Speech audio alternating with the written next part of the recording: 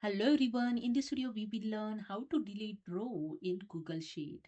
So let's start. This is my Google Sheet and here you can see I have a data. In this data I have some blank rows. So here I'm going to delete this blank rows. To delete to one row, just simply click on the row number and here you can see the full row is selected. Then right click of the mouse and here option is delete row. Just click on the delete row option and that's it. Your selected row is deleted.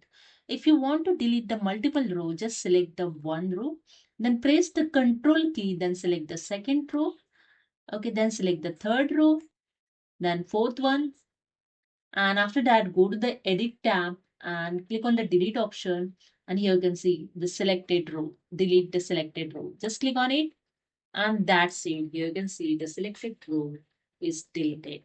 Okay. So hope you understood. If you like this video, please subscribe my channel. Thank you so much.